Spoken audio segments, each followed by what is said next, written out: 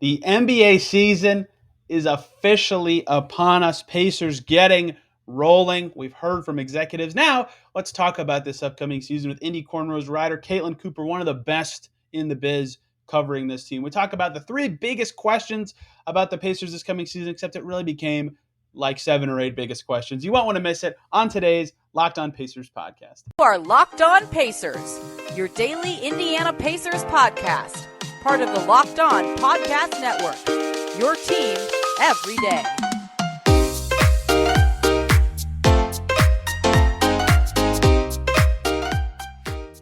Welcome in to another edition of the Locked On Pacers podcast, where we, of course, talk about the Indiana Pacers as always.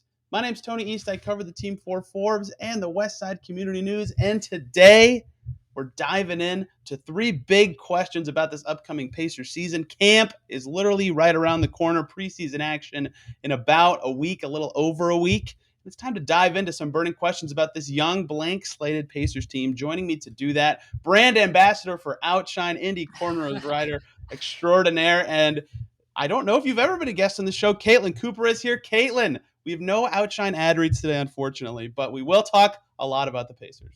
Well, first things first, though. Have you ever eaten an Outshine popsicle? I have not. Tony, come on. Have I not advertised to you about these enough on my Twitter account? The fact that I called you a brand ambassador means you got through to me. I just have to commit and actually purchase I'm not convincing enough. I'm not an influencer.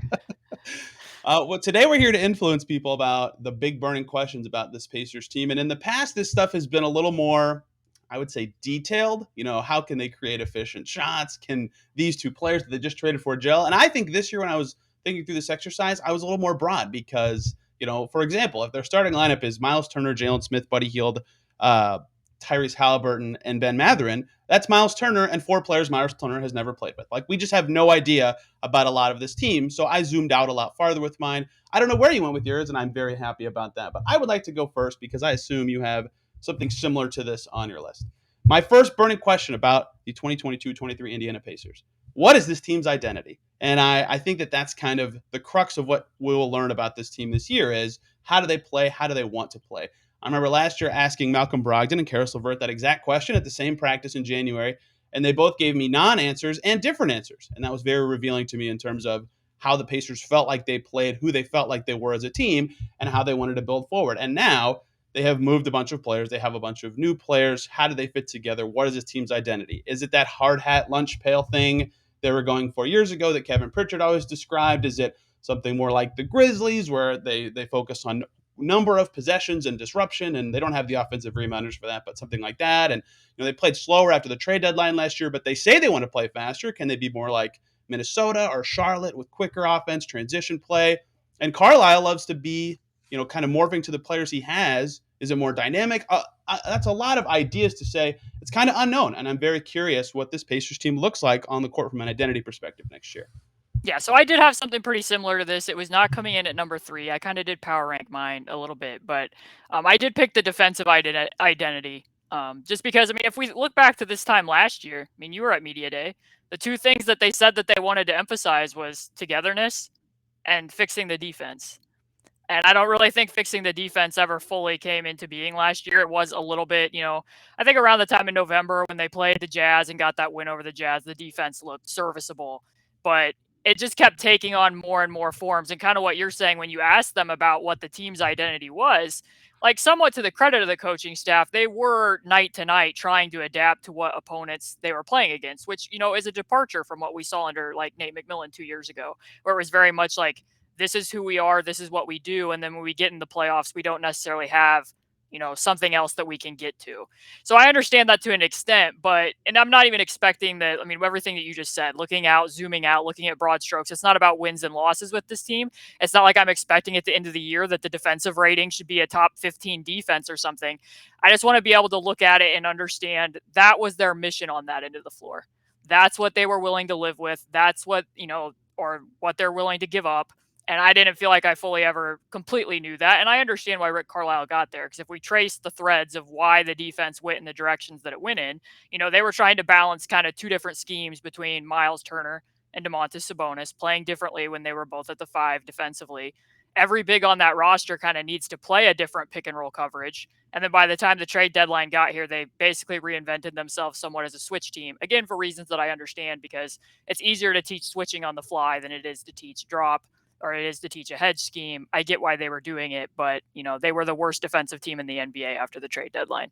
So, you head into this year, you have Miles Turner back, and that's another talking point within this, which I'm sure we'll get to more, but like, you know, having a defensive identity, if he's going to be on this roster at least till the trade deadline, it's going to be better for his trade value if they look more serviceable on the defensive end. We'll just say that. Yeah, it was certainly revealing when I think the first time I figured it out was even in mid-May. I was way behind the curve when I did the post-trade deadline sort by defensive rating and went, "Oh my god, they're behind Houston. They're last." It was really miserable. And there was a lot of context involved in that I think you went through pretty well. The roster changed so much. They played 29, 30 players last year. They had to morph, and Rick's usually pretty good at that. That's one of his strengths as a coach, to me at least, is that he is good at setting up the scheme for the talent he has out there. But I still think they're going to be dealing with some of those issues this year, whether that's they trade Miles at some point, or their second unit has Jalen Smith at the 5, who's starting at the 4, or they have a different young big who isn't as good in drop or is better switching, like Isaiah Jackson. All of these things mean I think they still might have to kind of do it differently depending on who's on the floor. And I'm curious how that will play out into their defensive identity. Yeah, because when you have a young roster, something that will be interesting to play out that I'll riff off of a little bit what you just said is you can kind of go in two directions. I felt like since the Bjorkgren season and even going back to last year, like I wrote an article in August about concealing defense with defense and how the Pacers were playing 2-3 zone, but within that zone on a high post catch, they were switching mid possession from 2-3 zone to man and playing matchup, which is a really interesting thing to test in today's NBA. I think that's something that we might start seeing more teams doing as teams continue to innovate defensively. So, like, if you're the Pacers this year, you could look at this and be like, hey, we have a really young group. We need to dial a lot of what we were doing back. We have Miles Turner. We know we can play him closer to the rim. We want to be a switch team with everybody else. We're going to simplify this and make it clean and easy for these younger players. Or you could go in the opposite direction and be like, hey, we know what this season's about, and maybe we can try to test some of this stuff out in the NBA. We know this isn't about us optimizing winning in the playoffs, and see, what other stuff works in the modern NBA today that we can do with various young players that we have on this roster when we have a guy like Isaiah Jackson who can move on the perimeter and do other stuff. So there are a lot of ways that they can go.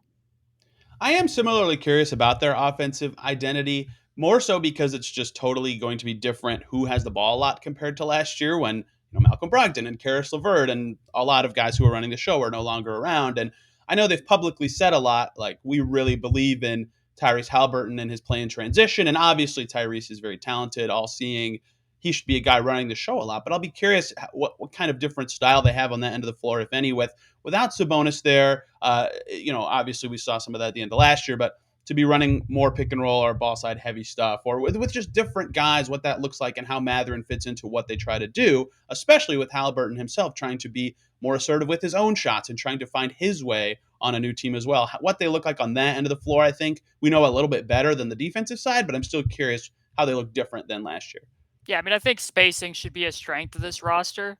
And I think a lot of the stuff that, how Sabonis was used changed as the season went on quite drastically. Early on, he wasn't really doing a lot of the Sabonis type things until, they came back from that road trip where they had dropped 3 in a row against the Knicks and the Pistons and the Hornets.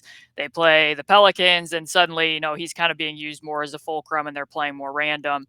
Then by the time the COVID stuff happens, because guards are out, they're almost using him as like a point center. So a lot of that stuff transformed. But, if we look at Summer League, they weren't doing as much of like the high post orienting offense as they had done when Sabonis was on the roster, with the exception of maybe like Shittu. They were using him in horns and stuff to facilitate a little bit. I don't expect to see Miles Turner and Jalen Smith running those types of actions. I think it's going to be a far more, guard oriented offense, mostly with Tyrese, but I'm expecting we'll see Matherin and Duarte running some second side actions as well, just because of what sets they ran and some that carried over into the Summer League too. But yeah, I think it's going to be a far more perimeter oriented offense, which I think is probably what Rick Carlisle prefers. And I just think that, like I said, the spacing, who you can have out there, I think is a drastic difference from what they were prior to the trade deadline when Justin Holiday was literally, I think, the only player shooting above 35% from three. When you look at like their off-screen shooting stuff, he was carrying a huge load there because that never really took off with Chris Duarte yet, which is another thing to watch. Like, how can he develop as a movement shooter and his off-screen shooting? But now they have several guys who can do that type of stuff between Buddy and Matherin, and hopefully Chris can take on more of that. So, but overall, stylistically, I think based on what we look at what they did in the draft the last 2 years with Isaiah Jackson, I don't know that Kendall Brown's going to be a part of the rotation, but I think that organizationally, it looks like they're behind playing more in transition. Hopefully they can get more of those possessions. That's clearly the way that Tyrese wants to play. Benedict Matherin unlocks his athleticism in the open floor. We know what Isaiah Jackson can do as a rim runner. Buddy's one of the leaders in early three-point attempts. We'll see how that translates. It didn't translate over the back end of last season. They were still like 23rd, I believe, in transition frequency. But I would suspect that based on who they drafted, that Rick Carlisle's probably on board with that. So I think we're going to see a fun, athletic, hopefully more up-tempo team. Hey guys, let's take one little break from this conversation about the biggest questions about the Pacers season so I can talk to you about betonline.net, your number one source for football betting info this season. You can find the latest player developments, team matchups, news, podcasts, and in-depth articles, plus analysis on every game you can find, all at betonline.net. And as always, BetOnline remains your continued source for all of your sports wagering information with live betting and up-to-the-minute scores for every sport out there. If you're looking for Monday Night Football tonight, Giants, Cowboys. Giants favored by 1 at home. Should be a fascinating game. And all that's at betonline.net, the fastest and easiest way to check in on all your favorite games and events, including MLB, MMA, boxing, and golf. Head to betonline.net or use your mobile device to learn more about the trends in the action because BetOnline is where the game starts. I'm stunned the Torrey Craig off the dribble three offense wasn't providing more spacing last year prior to the trade deadline. Yeah, and Rick even said that. I can't remember which press conference it was. It was either early free agency or after the draft when he said, we're not going to be last in dunks anymore. You know, I think there is that emphasis from him and from the organization to get a little more athletic, and that would fit into that transition thing they were harping on a lot last year, even though it didn't necessarily happen in practice. You said you power rank them. I'm curious. Give me your third big burning question. So mine are actually a little bit more specific, and I went kind of a little bit deep into Caitlin land just because I figured that we might have some of the deeper. I mean, I figured we might have some of the same topics. So I actually just picked Isaiah Jackson as a bullet point and just kind of said, what is he? Because I don't think that I fully understand that yet, and I don't mean that negatively at all. It's just that we didn't get to see a lot of him at the 4 last year. I think he played roughly 30 minutes with Goga and like 90 with Jalen. But when he was out there with Jalen, he was generally still defending at the 5. So my question for him defensively, because we haven't got to see him at the 4, I feel when I watch him, like when you look at cleaning the glasses numbers, like he's 99th percentile in blocks for bigs, 92nd percentile in steals. I think he's best suited as an event creator. So when you watch a guy like Robert Williams, who's being assigned to lower usage wings, is moving baseline to baseline and kind of creating havoc in that way, I'd really like to see some of the minutes, since Miles Turner is going to be on the roster, with Isaiah Jackson playing defensively at the 4 with him, just to see how that sits on him.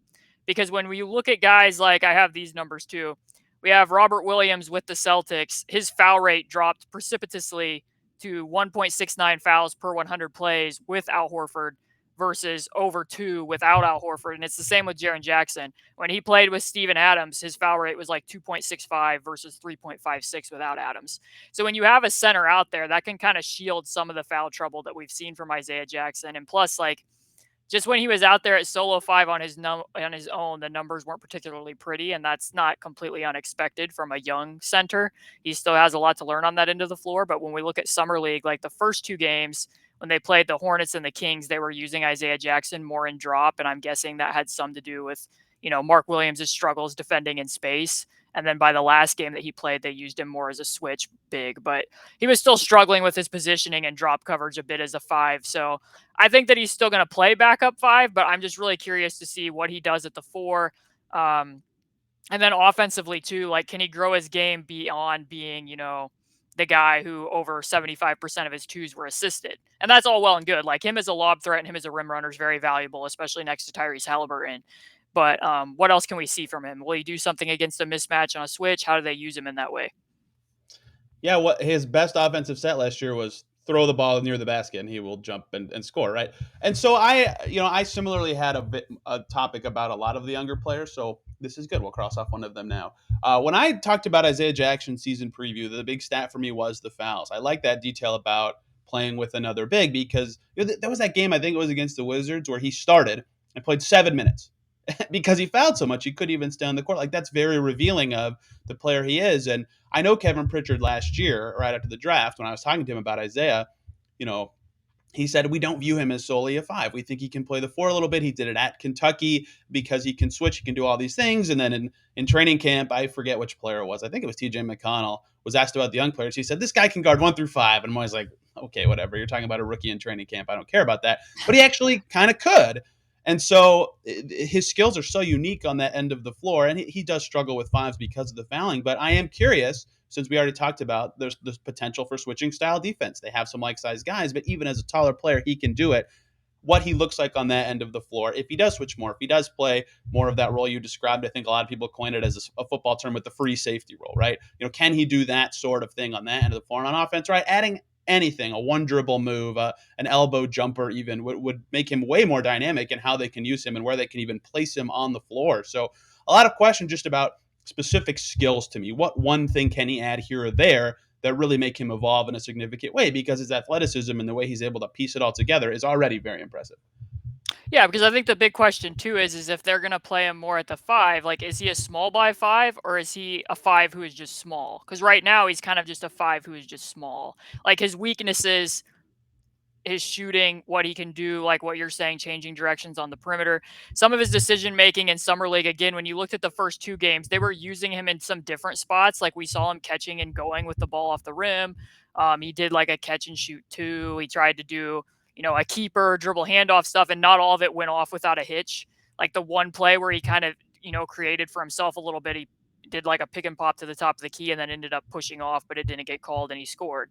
By the third game, it was more, what we're typically seeing of him diving to the basket, used as the screener in Spain, pick and rolls or double drags. And he went like 7 to 7 of the field and finished all those plays. But again, it's about growing out the game and what else can he do and in what positions will he be to do that. But I think by the end of the season, like my theme, I know they are using the word growth a lot, but my theme's discovery. I want to feel like I have answers for a lot of, what direction you want to mold these players into going. And I do think that, defensively, offensively, I think he's still going to be used as a five because the shot just still has a long way to go. But defensively, I do think it would be really interesting in certain lineups, even if he's out there with, just Jalen like he was last year, to assign him to the fours and see if he can play the roamer role and really lean into that because he kind of does it more naturally. And right now, he's already creating all this havoc and he takes a lot of wrong steps.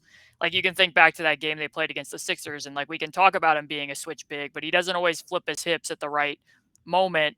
And, he's like shading James Harden to his left, who's a left-handed player. Like he makes those types of mistakes. And that's again, like he's very young. I'm not expecting perfection there, but like I just think some of his skill set's going to fit a little bit better if he's allowed to do like what Robert Williams does in Boston. Yeah, I don't want to zoom in too much on one summer league game, but seeing him really struggle in the post with Nemias Queta too made me go, Yeah. okay, if he's going to play the five defensively this year, like that's still going to be concerning. And Queta's an NBA big, but not, the fourth big on the Kings should not be someone that gives you significant post trouble. That was one that made me go, okay, even if he does take steps forward this year, he's still going to need to add something if he's going to play full-time five defensively in the way the Pacers want. Kind of transitioning from your point about discovery, one of my big questions, I just typed, who the heck are some of these younger players, right? Like not non-rookie division, I'll leave them out. And Chris Duarte and Tyrese Halliburton, I have decent ideas on, but not great. They're still improving stuff. But like Jalen Smith, you've talked about this a lot. I did a podcast on this too. Like, hey, first 10 games of Jalen Smith, this is the best shooter on the planet. And then the next 10 games of Jalen Smith is very much not the best shooter. I mean, it was 32% still a big step up from what he was in Phoenix. But like, who is Jalen Smith? Is he a shooter? Is he a space shooter at all? Can he set quality screens? There's a lot to learn about him, especially contextualizing his career. For Isaiah Jackson, I just put, can he add some additional skills to let him play other positions? What skills can O'Shea Brissett and Terry Taylor add? Does Terry Taylor even play? These sort of things are a lot of high-level questions. Aaron Nesmith, I know very little about Aaron Nesmith. How does he fit on this team? Will he even be a guy they value in the rotation? Does Goga Batadze have anything else he can add to get in the rotation every day? A lot of these discovery questions with these lesser proven younger players, I think will be really important to maybe not defining this Pacers season, but just when you look back on it, you can go, oh, that was the year that XYZ player proved that he is a significant part of their young core. And these other players, they said, okay, they're not as important to the operation of what we're doing here. Right, because I mean, when you're in the position that the Pacers are in, they're not really, thinking about necessarily fit perspective. You're just trying to acquire talent and get guys minutes and get them out on the floor. But if they're having to play someone out of position, then maybe you don't fully understand what they can do, or they're not developing in the ways that you want them to. So it does feel like there's the potential for those types of, training camp battles or minutes crunch, because you just said, like, will Terry Taylor even play? Like, if Isaiah Jackson is the backup five, like, obviously they started Terry Taylor and Isaiah Jackson together in summer league, but it does make things a little bit trickier with both of them out on the floor at the same time, unless one of them makes strides as a shooter.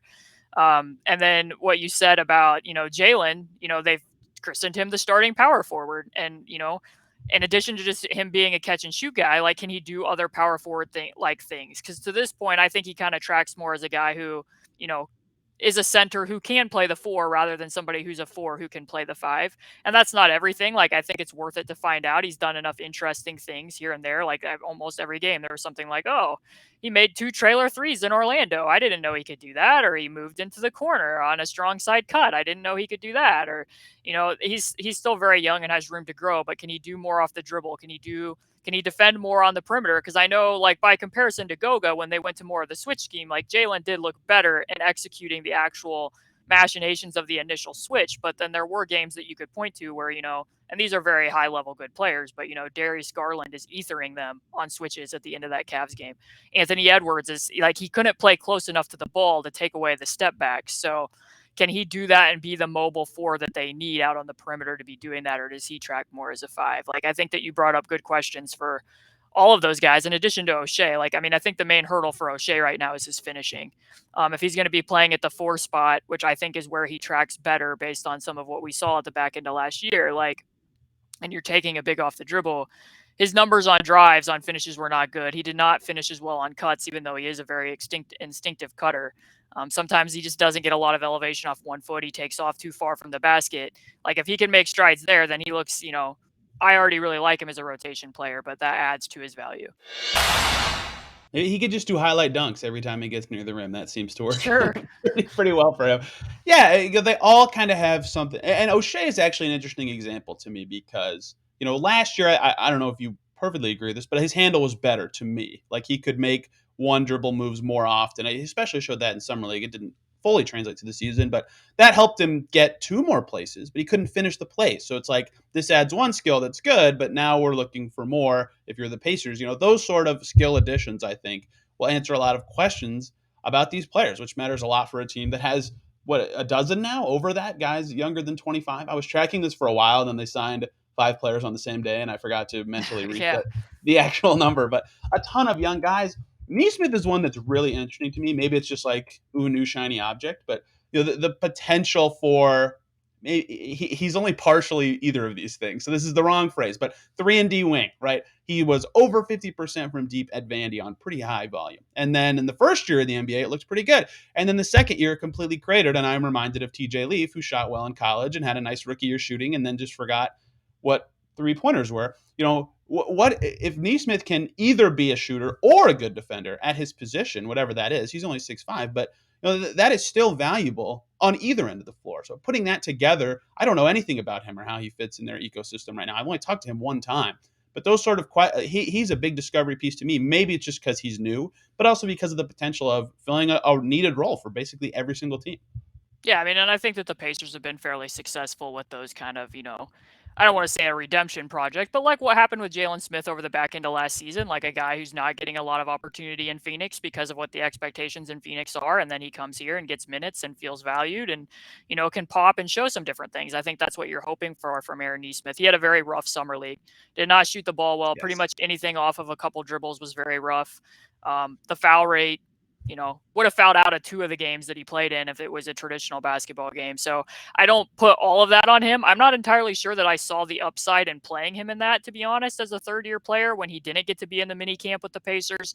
The Malcolm Brogdon physical situation took as long as it did. It didn't hurt, but I kind of think that, for his sake, it might have been better just to introduce him fully to the Pacers system and the players around him and then let him play in preseason. But you mentioned the shooting. I think some of it with him is he's kind of a hop step shooter. He needs to catch the ball on the hop and get into that. So if he doesn't have the opportunity to do that, it impacts his shot quite a bit.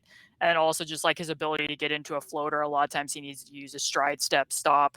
So that kind of impact him when he's attacking closeouts as well. We saw some of that where he didn't keep his eyes up in summer league, and that led to why he had 11 turnovers to 2 assists or something along those lines. It's just little things like that. I don't think it was entirely in defense of the Celtics. I don't think it was entirely of we have Jason Tatum and we have Jaylen Brown, and that's why Aaron Nesmith isn't playing. He has stuff on his own independently that he's going to have to iron out. That's still going to be, a thing with the Pacers that isn't just going to, magically fix itself suddenly because he has minutes. You're hoping that with minutes he can improve it, but there are some, skill things there. I will say defensively, he really struggled to finish stops without fouling, but he's might be right now their best on ball, wing-ish defender. I know that's not a super high bar for the Pacers right now, but technique-wise, it literally might be him. Well, the problem is they don't have wings. Yes, that's why I said wing-ish defender. Chris Duarte's 6'6", but I don't think anyone is constituting him as a wing of any sort of kind at this stage. Wing-ish. That term's got to stick. You had power forward. We needed a wing adjacent term to something like that because they have several of them this year. Whoever's playing the 3 is not actually going to naturally fit at that spot. We could go on Discovery for forever because I have little notes on all these guys. But let's move on to your second. Oh my gosh, we're so far in. Second big question for the Pacers this year. Well, my second one, we actually kind of already folded in because it was just what is this team's defensive identity? What is the vision on that end of the floor? Because, if we want to trace back and look, if we do want to add a little bit onto that, Nate McMillan's was very much a drop scheme. And then, they got, and again, playoffs aren't the goal this year, but they get into the playoffs and series against Boston. They come out and they, are switching from the tip in some of those games. And right away, it's like a shock value of, whoa, the Pacers are switching. And then, a little bit thereafter, it's kind of like, oh, they don't really know what they're doing with that. So, we kind of know under Nate Bjorkgren that he said several times, we don't want to get into a playoff series and be doing something for the first time. Well, the problem with that is their zone schemes were very underbaked. The regular, base scheme that they played was way too over aggressive for the personnel that they had. And then you never actually got to the playoffs to show that, oh, well, we have all this in our back pocket and we can pull it out. So, trying to decide what the best thing is for that roster. But again, some of this does go back, like I said, to Miles Turner, that, what does it do to his trade value if you come out and he's not making an immediate impact that you can see and point to of the defense is markedly better when he's out on the floor? I don't think that that's particularly helpful. And again, people will point to, and it will be accurate, that he doesn't have, the same caliber of defenders that they had 3 years ago with, Corey Joseph and Thaddeus Young and other guys that helped along those lines. But last year, they were much better defensively, and hopefully this will be the case when they had 2 bigs on the floor, whether that was Isaiah Jackson and Jaylen or that was Sabonis and Miles, than what was the case when they had any of the bigs at Solo 5. I think every single one of them, they gave up over 115 points per 100, no matter which one of them was out there. And some of that was the rebounding, and some of it was because, at times they were playing a hedge scheme and they didn't have the length to be dealing with that and to be tagging up out of a hedge scheme. So there was a lot that went into that, but, you're hoping that, like I said, that the identity is clear and that I can point to and understand what the mission was on that end of the floor. Are you prepared to pivot from your mentions being full of the word Turbonis to Turth? What would Smith and Turner be? To Smyrner? I haven't thought of this. I was fully prepared before they had announced Jaylen as the starting power forward that we were going to go to M-Jax. We could replace Mark Jackson with Miles and Jackson. It was going to be M-Jax. I was ready for that, but I was pretty surprised they committed day one Jalen Smith starting 4. Not that it's a super problem, but yeah, I agree with all of what you just said. And something, do you remember this? You totally do. When after the Bjorkgren year, some of the chat around the Pacers was like, okay, yeah, this disruptive, chaotic, different all the time kind of scheme sometimes worked, but it sometimes didn't. Would it make more sense for the Pacers to go back to having an all the time reliable base defense in the way they did with McMillan when they were high up all the time. And yeah, that can be valuable, but then you get to the playoffs and that value kind of diminishes and goes away. Well, now that they're not looking for the playoffs, do you think it makes more sense to maybe pivot back to having a base defense, for lack of a better term, they can rely on more often, regardless of personnel? Because that sort of goes away from Carlisle's strengths as a coach, but could be valuable on a younger team. Well, I think it kind of depends now. It's kind of a case of, do you want to look where the hockey puck's going or where the hockey puck has been? Like, for the sake of this actual roster, I think that simplifying, playing Miles closer to the rim, and switching with the other guys is probably the way that you want to go. But, you know, I think more and more when you look around the NBA, teams aren't playing as much of a straight base scheme. The versatility, the ability to show lots of different looks, to show lots of different coverages. We just saw what the Warriors did, that they're able to show a lot of different pick and roll coverages against a lot of different guys based on who the personnel was out there. And that's what the Pacers were trying to do in certain games. I mean, they made a lot more in-game adjustments under Rick Carlisle than what was the case under the prying two coaching staffs. Like, Nate Bjorkgren did shuffle through a lot of defenses, but it was very much autopilot that these are our coverages. And, every single game we're going over against Russell Westbrook. Like, we're not adjusting. If it's Ben Simmons, we're not adjusting and ducking under that screen. Like, we go over because that is the aggressive mentality we want to instill. And last year it was more the opposite. I mean, they did get to a point midway through the season where it's like, okay, we have enough guys out. We don't have the on-ball defenders. Now we're kind of playing both bigs high wall or even at and above the level. Like, I vividly remember when they were playing the Nets when Lance had his 20-point first quarter, that the other thing that stood out to me, because I'm me, is that they were playing the hedge scheme and jumping out above the level, and they had altered what that rotation out of the hedge scheme was. So instead of like the big chasing back against the screener, it would be like Miles Turner steps out the hedge and he kind of peels off and goes to a random person on the perimeter, while Sabonis would switch up and take that screener. So it was kind of effectively like a peel switch, but that was the first time I had seen them do that. So that coaching staff really did do quite a lot of tinkering with various coverages. So like I said, if you think that the NBA is moving away and is going to, which I do think in certain circumstances is accurate, that, the ability to play lots of different stuff, then maybe you still want to do that this year because that's how you want to mold your team to play. But if you're just trying to be more successful on that end and the immediate and try to build habits, I think that simplification is probably the answer there. Well, that's why the crowd was going nuts that quarter, was the new defensive scheme. It had nothing to do with... Yeah, I mean, they were rising up and yelling for that minor change in the hedge scheme. That's what at least that's the vibe I got from being in the stadium. Yeah, I will be really interested in how they do that, especially if they do trade Turner. That even more changes the calculus of who's playing and how you'd like to defend on that end of the floor. Let's do one more each. And this is a cop-out, but this was one of my burning questions, and it will be for the next probably 3 or 4 years for the Pacers. How do Tyrese Halliburton and Bennedict Matherin fit together? Obviously, that's going to be a big question this season. What kind of partnership or baseline can they show? And look, neither of them are complete products after this year. It's not like if it's a disaster, it's a huge deal, or if it's amazing, it's like obviously they're going to succeed. But in general, little skills or general fit, how does it look this year, and how much can they replicate that in future teams with different players and things like that? How complementary are they, right? Can Halliburton relinquish some stuff and Matherin take over? You talked about second side creation earlier. Does one of them or both of them like thrive as an off-ball shooter, and they can create for each other and be this awesome dynamic 1-2 punch? The Brogdon Levert duo was supposed to be this awesome thing too, and it sometimes was. Was it though? Was it supposed to be? No, maybe not supposed. I don't know what the right word is. They were hoping it would be. Maybe that's more accurate. But obviously, they have way higher hopes for this duo. And I usually subscribe to the theory that rookies are bad and will be bad in their rookie season. But in general, what sort of little skills do they show they can fit together really well, or maybe they won't in their first season? Because that will be, this year, next year, the year after, for as long as they're both Pacers, will be a huge question for this franchise. No, I like that one. I mean, one of my questions, my last one, will touch on this in a slightly different light. But I think when I look at Bennedict, I think about the partnership that we're already seeing between Tyrese and Buddy. And I think that that's the way that it plays out because in some respects, like I don't love player comps, but I think that Matherin kind of tracks as a more athletic Buddy Hield in a lot of respects from what I saw of him at Arizona and what we saw in Summer League. Although, Matherin was scoring at all three levels and flashed a little bit of self creation with step back twos and his ability to snake his dribble looked a little bit tighter when we saw him in Vegas. But I wrote a little bit of thing about Buddy a couple weeks ago talking about, that he's not just this guy who just chucks shots, that, when he isn't involved, he keeps himself involved, even if it's just to, move around and cut around pick and roll actions in ways that create space for other guys. I think Matherin's a very intuitive cutter.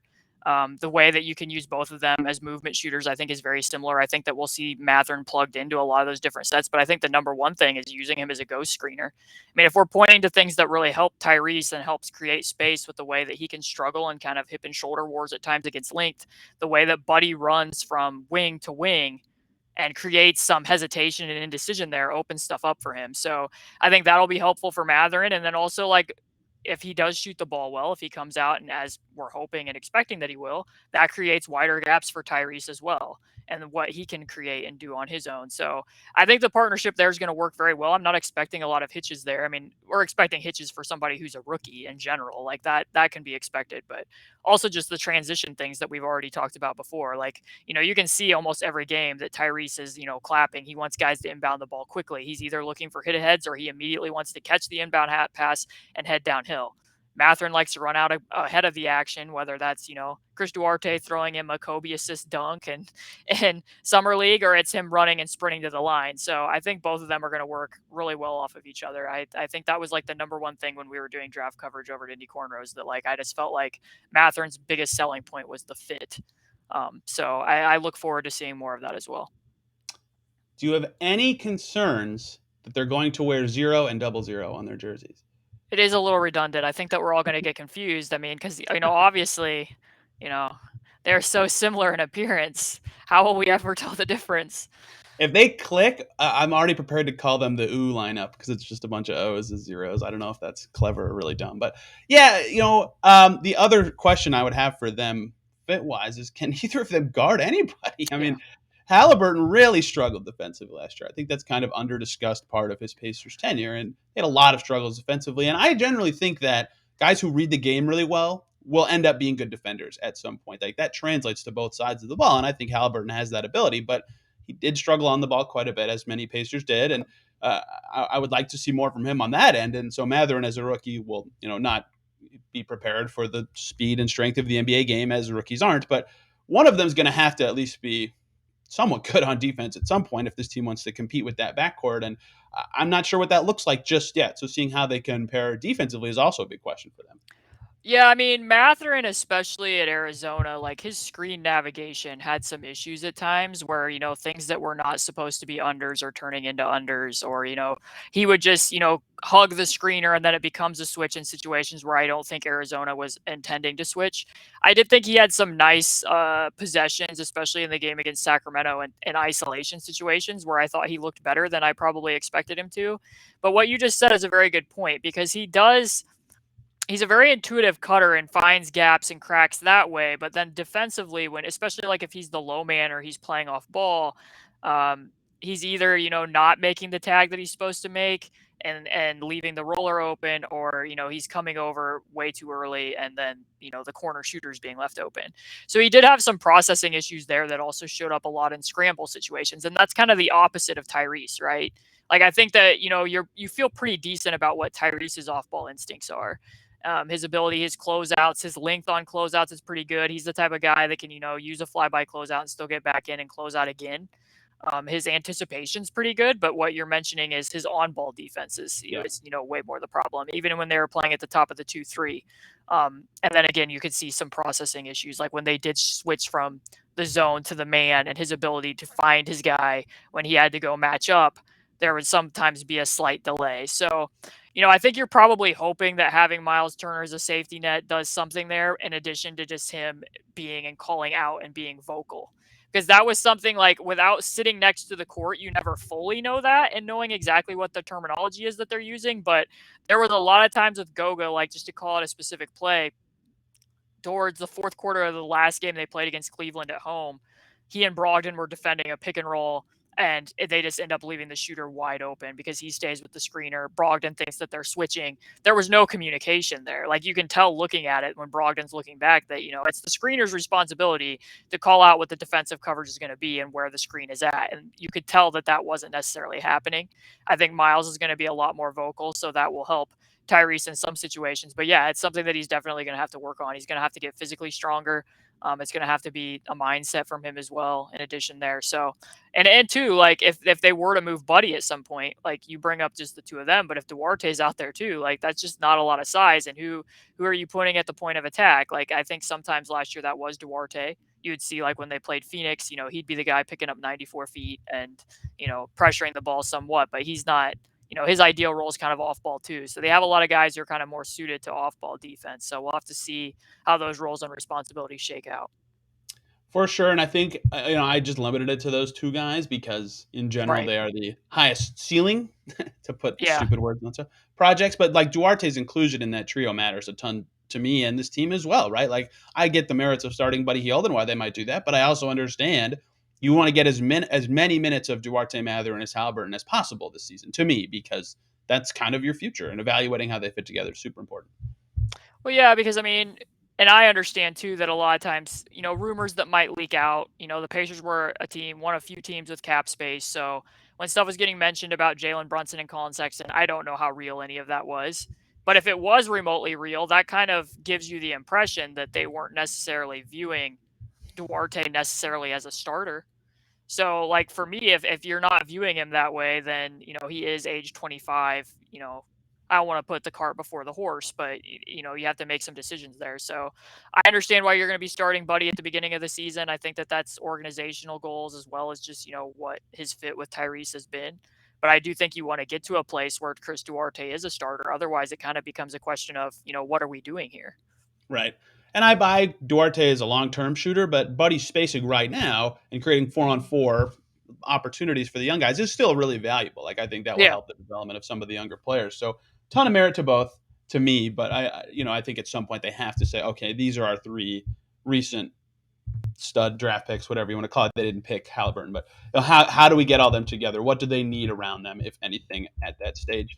Give me a third one. Your third one. Maybe your number one power ranked. All right, so like, I have to admit that I'm pretty shocked that neither of us picked the entire Miles Turner situation as a talking point here. We're Like, one maybe day after we confirmed confirmed. he's the starting big man to open the season. I'm sick of Yeah, talking about it. I'm very surprised that we didn't pick what that is. I mean, there is a lot to break down there. And what's kind of sad about it is I actually have a lot of basketball related questions to Miles and Tyrese, but like, I don't know how much I care about them. Like, I mean, I care in the sense that, if he's going to be moved to rebuild his value, it matters. But like, if he's going to be moved before the trade deadline, I don't know how much that's there. So I actually just picked Tyrese as an entire topic. And this isn't like a measure of himness. I don't want it to turn into that. But what you said before with regards to, I think that this is about discovery. You need to find out, is he a number one scoring option in addition to everything that he brings as an inclusive playmaker? I think you need to determine that. And I do think that the current iteration, if the starting lineup, like you said, is Matherin, Buddy, Jalen, Miles, you are setting yourself up to be able to find that out in a lot of ways. Because I would suspect that in some games, like, opponents might decide, hey, you know what? We're going to stay home and face guard these shooters, and we're going to see if you can beat us from floater range. Like, will Tyrese be willing to do that? I think that's a very valid question that they need to find answers to. I've used these stats a lot of times, but like, there was 39 players last year in the NBA who averaged at least 5 minutes in time of possession, and he ranked 38th in usage amongst those 39. So, and also, like, if you look at All-Stars going back to 2012, and I picked 2012 somewhat arbitrarily because I assumed that Rondo would be on this list and he isn't. But there's only been 4 backcourt players who have made an All-Star team with a usage rate under 20, which Tyrese had last year. And that's Kyle Lowry on a championship Raptors team, Chris Paul last year on a Suns team that won, 60 games or however many it was, and then Steve Nash in like a legacy bid year, his final season in Phoenix. So this does not happen very often, that guards who are pass first are making these rosters unless they're on, very competitive top echelon teams. So I think that this year provides them with the opportunity to find that out, and they need to. And it's not just like, it's not me turning this into like a Skip Bayless talking point of like, back in the Miami Heat days where we have to like overanalyze whether LeBron should have passed the ball in a clutch situation or not. Like, you make the right basketball play in front of you, but that includes for Tyrese at times his own shot perception, and are you recognizing that the play is calling for you to shoot the ball? And it seems very much this summer from interviews that he's done that he recognizes that, and he's ready to take those steps forward, is ready to be around, and is more used to some of his teammates, not all of them clearly. He hasn't played with Matherin, he hasn't played with Miles, but he has played with a lot of the other guys on the roster. But I do think that, to me, that's the number one question that they need to find out, because if it isn't going to be Tyrese, then you need to get that guy in the draft most likely. So then how does that change your goals throughout the season in order for you to be in position to potentially get that guy in the draft? But they need to come out of it. We know what Kevin Pritchard said in the interview with Miles Turner and the glorified role player. And I know that he qualified it later on and said, like, I didn't mean star. I shouldn't have used that word. I was interviewed for a very long time. But he said, we need to find somebody who can help us in clutch time. Finding somebody that can do those types of things, they need to know who that is. It very well might be Tyrese, but they need to find it out. How did I forget the glorified role player thing until you just said that? If you want to go full Skip Bayless on Tyrese, we can right now. Welcome to Undisputed here. Tyrese Halliburton's pinned tweet says, they said the jumper wouldn't translate. 2 crying emojis. What does that mean, Kalen? Okay, to be real, to the point that you just said, that this is always something about Tyrese that has been really interesting to me, Every game, he's a perfectionist, his harshest critic when he gets on the stand, right? I blew these 4 reads. I shouldn't have had these turnovers. I should have defended better, done this and that. And a lot of other times, that perfectionist mentality would lead to him saying something like, I was passive with my shot. I wasn't picking the spots for my shot tonight. And I always thought, yes, that's correct. You shot 9 times. You had the ball in your hand all the time. You took 9 shots. Something like that. But it would happen all the time. And I'm not saying it's like he's not working on the problem because it kept happening, but it's just something that happened a lot, which I think is really interesting as he sort of feels out every game and figures out how he can have an impact that happens so often. So I am curious this year, just like, I hate to use per game stats, just like, does he shoot more with his touches? Does he look for his own shot more? Because he can create his own 3 at a pretty high clip. Like, he's the only player ever to average 15 and 8 and shoot over 40% from 3 is one of his first 2 seasons. Even on low usage, that's pretty impressive, but it's still a low usage. Can he assert himself in ways that make him more of an alpha than a really great creator for others? Because that is a totally different player in the way you guard them and the way you're able to, like you said, they could just face guard everyone else and say, go do it. You're really passive all the time. That's extreme. He's not really passive, but you know what I'm saying. That sort of thing I think will be my biggest question for him offensively. And we already talked about on the defensive side, but just like, you can read the game really well. Can you face guard somebody better or keep someone out of the paint more often? I think he's very talented. I'm really high on Tyrese Halliburton as a player, but there are a lot of, especially as he is, now the face of the franchise for sure. What can he be? How can he grow this year? Sure, because we talk about the clutch record, and again, like, I think they were 29th in clutch win percentage following the trade deadline, 30th before the trade deadline, and you're not worried about, competitive losing was probably ideal then, and it's probably ideal this year. Like, it's not about wins and losses. I understand that, but it is about how you're losing. And there were certain games, like, every game takes on a unique identity. I very much believe that. So, like, when they're playing Cleveland and it's late in a game and Malcolm Brogdon's being defended by Lauri Markkanen, I understand why shots were going to Malcolm Brogdon in those situations and why Tyrese was playing off ball. But there were other cases, when you're in overtime and Lance Stevenson goes 0 of 5 in an overtime period and Tyrese is playing off ball and he's literally passing the ball to Lance. I don't understand that as much. Or, him being the inbound passer, throwing it to Buddy for Buddy to dribble the ball off his leg against the Kings. I don't understand that one as much. When they're up in Detroit, Detroit's switching out with Isaiah Stewart and the offense is tilting towards Malcolm Brogdon because Malcolm Brogdon's better at driving against switches and Tyrese is just kind of standing and playing off ball when at times it felt like, okay, you need to get into the offense quicker. He needs to be racing it up the floor. But some of it goes back to Tyrese. Like, we're going to see different ways. I know he's mentioned this and I've brought up the game a lot, but or the back end of last season, he was seeing a lot more heightened, specific defensive coverages towards him. So, like, they're playing the Kings and he's being weak to his left hand and then they're switching. Like, that's probably what coverage that I would tell teams to run, especially if he's out there with Miles Turner, to either be switching or be weaking and then switching him. So he's a little bit, not as strong dribbling to his left in order to get into the paint. When you run that type of coverage, you're pretty much relying on the big to be able to beat you from 3, or be able to dive into a switch. So When we go into this next season, when he's seeing some more of those types of heightened coverages, what can he do against them? Are there creative, different ways that maybe the coaching staff can help him in some of these situations where, he's not getting his shot against switches? Because his main go-to move is that, righty sidestep three, which is very effective for him. But if the big starts playing him closer, like really elite bigs like an Evan Mobley or a Jaren Jackson Jr., what's the next thing that he can do to get to? And sometimes it's great. Like if you get that type of a switch and you can throw it to Buddy and then you can just play drive and kick with the other four guys, like that's the double-edged sword of switching. When a big goes out to the perimeter, they're no longer protecting the rim anymore. That makes it an easier 4-on-4 game for you. But like somewhere down the road, whenever it is that the Pacers are in a playoff series again, you don't always want to be playing 4-on-4 with Tyrese passing out of that. And that's kind of where it goes to with him. Everything that you just said a little bit ago when you were talking about his numbers of being the first player to do that, like all of his numbers look very like efficient in isolation and against switches. It's just that he can be somewhat over selective and isn't always looking, like we said, for his own offense. And I think that's the biggest question that the Pacers need to answer. It's so interesting to me that he's over selective. Like I feel like 90% of young guys have the opposite problem. You know what I mean? So I'll be interested to see how he can develop out of that. Do you want to have any sort of Turner conversation now at the stage that we're at? I mean, this is super reductive because he could want to stay and resign, and they could sign and trade him. But like, if he doesn't extend, it's just going to be awkward kind of all season. So I don't know where that Well, I actually conversation do. goes. I think that there is something that you could provide a lot of insight here for. So, what is the max number that the Pacers in season can sign him to an extension on? Is it Uh, 94? yeah, 4 for 94. So, if he waits and becomes a free agent next year, what's the max number? Let me let me type for a second. I used to have this up, and I literally deleted it like 3 days.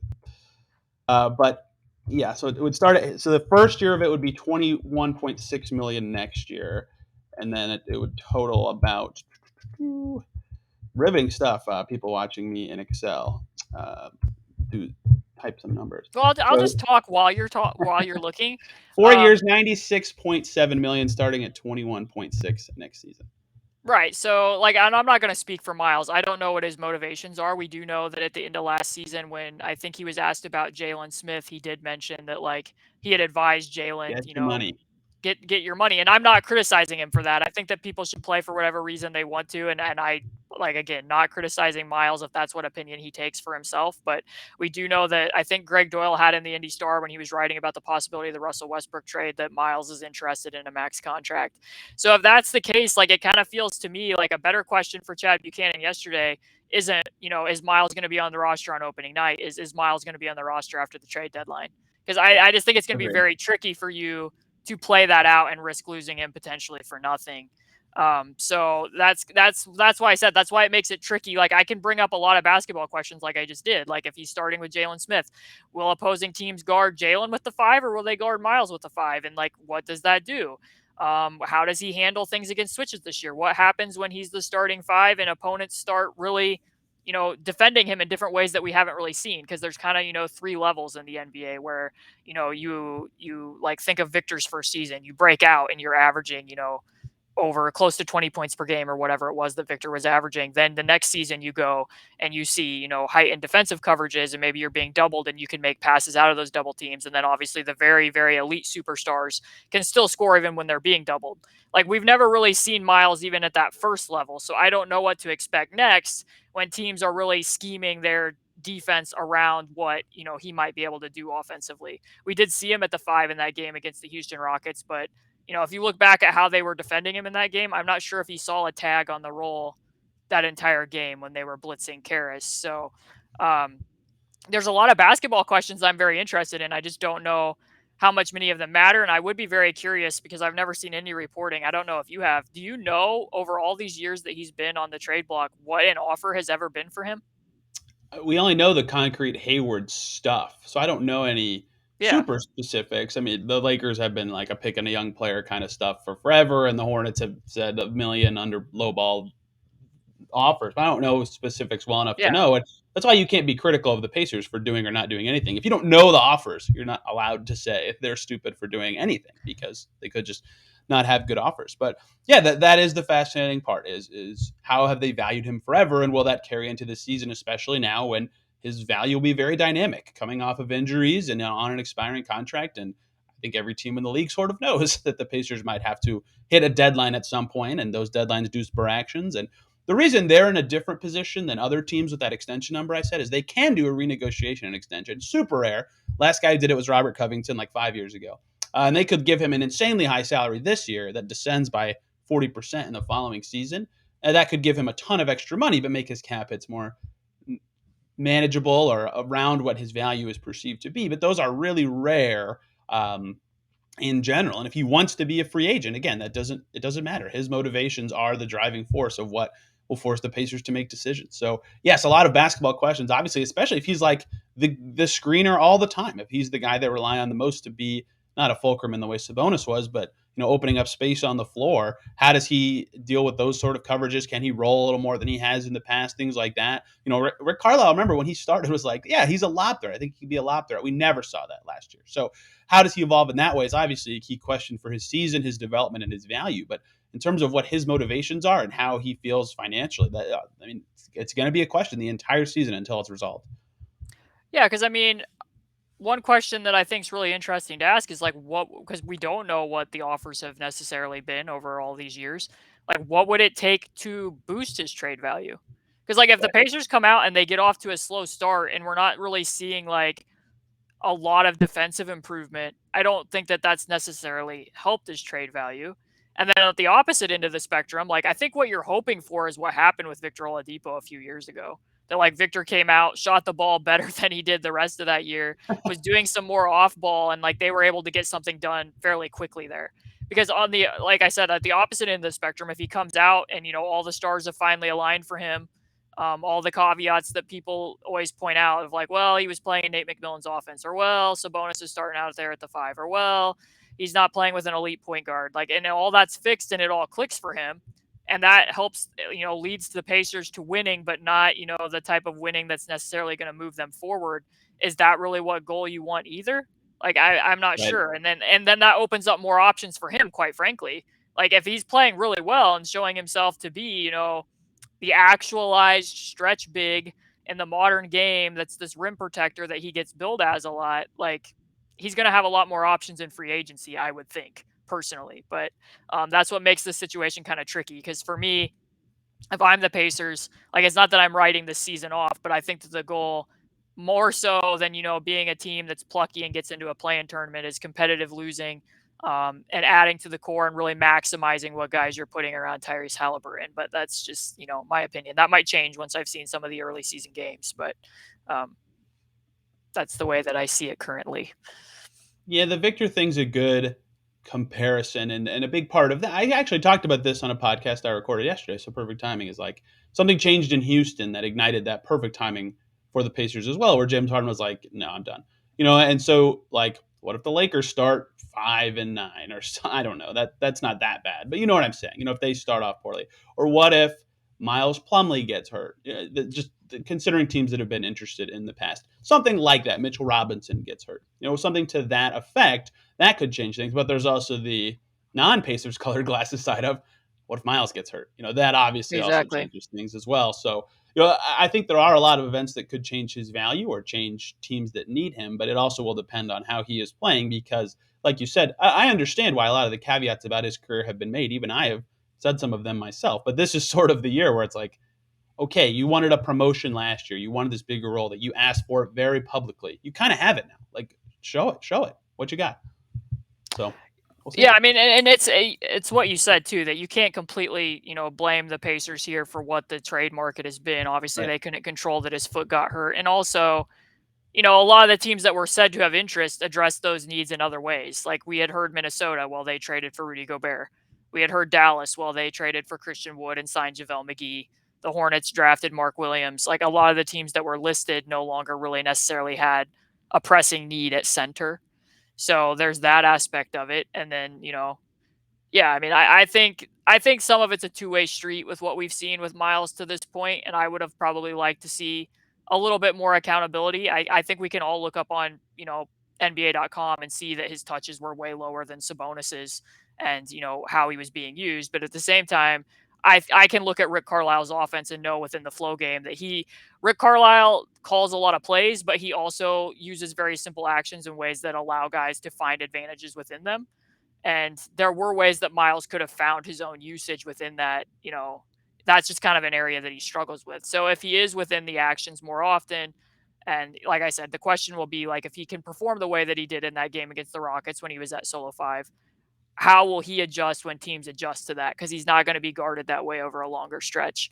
So the question is, like, for the Pacers perspective, like, yeah, they're finally going to find out. Like, all of us are finally going to find out everything that he can do at solo 5 when everything, he's playing with, a modernized offensive coach. And he's playing with, in my opinion, after I did that jump passing article, the best point guard that I've seen play for the Pacers in my lifetime in terms of making plays. And we know what the effect is from Tyrese too. Like, look at Goga's numbers, look at Jalen's numbers, look at Isaiah Jackson's numbers. All of their 2-point percentages are higher with Tyrese on the floor than they were without Tyrese on the floor. But the rest of the teams are going to find this out too. Like, if they were thinking in the past, like, hey, if we trade for Miles, like, we're going to play him at the 5 and we're not going to have Sabonis out on the floor. Like, now they're going to have that image as well. So good, bad, or otherwise, the information is going to be out there for everyone involved, I guess is the way that I would put it. And also, like, if the Pacers are truly going to evaluate with the Tyrese, like, if it is on the table that Miles might want to stay and they're evaluating this, like, it can't just be a question of how Tyrese is going to optimize him. It also needs to be a question of how he's going to optimize Tyrese. And to this point, like, I think that the roll frequency is really going to matter because I think that, Sure. the way that Tyrese's game is built on range, his feel, his touch is going to pair really well with a lob threat or a rim roller, which I suspect is why they went as hard after DeAndre Ayton as they did. I cannot think of a better way to maximize Caitlin Cooper's talents than by closing this with, Caitlin, give me your 3 best fake Miles Turner trades brought to you by Outshine. You have 1 minute. Let's go on the clock. No way. I'll say that my worst fake trade is the Lakers giving only 1 first-round pick for Buddy, Miles, and thinking that that's fair value, in addition to expecting the Pacers to take on Westbrook's contract. Yeah, please also pay $47 million to this guy that actively harmed our team last year. Yeah. Yes, I agree with that. Great work. We came up with a bad fake trade, but hey, the internet thinks that is the perfect way to go. I have nothing else to say here. We've gone for a great hour talking about these things. I did have one more topic, but we've kind of honestly covered it in a bunch of other ways. So unless you have anything else, I think we can let the people get out of here. No, I think that we've covered it all. Hopefully these are the 3 storylines that everyone in the comment section was hoping that we would talk about. No, the comment section is going to be how can they salary dump Daniel Tice and all this stupid stuff that probably should have been a question. What are the Pacers doing with all of these guys who can log minutes at center, and how are they playing? Like, that almost was a question on my list, to be honest. It's wild how many people text me about like random things about the Pacers, and they're like, "Who's the third?" I only got 12 guaranteed contracts, and I was counting who's the 13th, and I always know they forgot Daniel Tice. Like, I don't have to guess; it's always Daniel Tice. Yeah. I'd be very curious to find out how Miles and Isaiah Jackson and Goga and Daniel Tice are all getting minutes at the big spots next year. You forgot Terry Taylor too. Oh yeah. Whatever position he plays. Yeah. Terry Taylor is Terry Taylor. That's right. That is right. Caitlin just wrote about stats to watch for the Pacers this year. Buddy Hield and his movement. The aerial exploits of Tyrese Halliburton, one of my favorite basketball articles of all time. And you referenced one of your faves ever. I can't remember what the thought bubble was, but it was someone chasing Russell Westbrook over a screen in the Bjorkgren defense. I love when you do the thought bubbles. Anyway, all of Caitlin's work can be found on Indy Cornrows. I'll let you plug yourself and your own work. Right. So my handle's right here on the screen at C2_Cooper. I'm at Indy Cornrows a couple times a week. And, we'll see. Mark and I have both been pretty busy over the summer. He's been doing WNBA content. So we'll see how the podcast works up there. But you might still be able to hear me if you enjoyed hearing me here on our podcast over there as well. We heart Mark Schindler and his WNBA coverage. He crushed it this year. I don't know what the schedule is going to be for the Pacers. They have lots of events coming up, and I would like to do some season previews. So tomorrow's episode, TBD, depending on when I get free and when others get free. Everybody who made it this far, thank you for listening. Have a great day. We'll see you soon.